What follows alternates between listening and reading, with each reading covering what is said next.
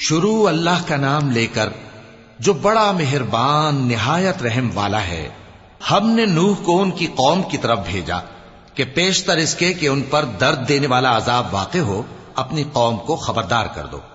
انہوں نے کہا کہ بھائیو، میں تم کو کھلے طور پر خبردار کرتا ہوں کہ اللہ کی عبادت کرو اور اس سے ڈرو اور میرا کہا مانو، وہ تمہارے گناہ بخش دے گا اور موت کے وقت مقرر تک تم کو مہلت عطا کرے گا۔ جب اللہ کا مقرر کیا ہوا وقت آ جاتا ہے تو تاخیر نہیں کی جاتی، کاش تم جانتے ہوتے۔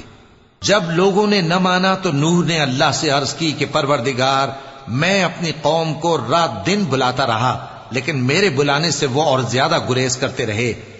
جب میں نے ان کو بلایا کہ توبہ کریں اور تو ان کو معاف فرمائے تو انہوں نے اپنے کانوں میں انگلیاں دے لی اور اپنے اوپر کپڑے اوڑھ لیے اور اڑ گئے اور خوب تکبر کرنے لگے۔ پھر میں ان کو بلند آواز سے بھی بلاتا رہا، پھر علانیہ بھی اور رازداری سے بھی سمجھاتا رہا۔ پھر میں نے کہا کہ اپنے پروردگار سے معافی مانگو کہ وہ بڑا معاف کرنے والا ہے۔ وہ تم پر آسمان سے موسلا دھار میں برسائے گا اور تمہارے مال اور بیٹوں میں اضافہ کرے گا اور تمہیں باغ عطا کرے گا اور ان میں تمہارے لیے نہریں بہا دے گا۔ تم کو کیا ہوا ہے کہ تم اللہ کی عظمت کا اعتقاد نہیں رکھتے، حالانکہ اس نے تم کو طرح طرح کی حالتوں میں پیدا کیا ہے؟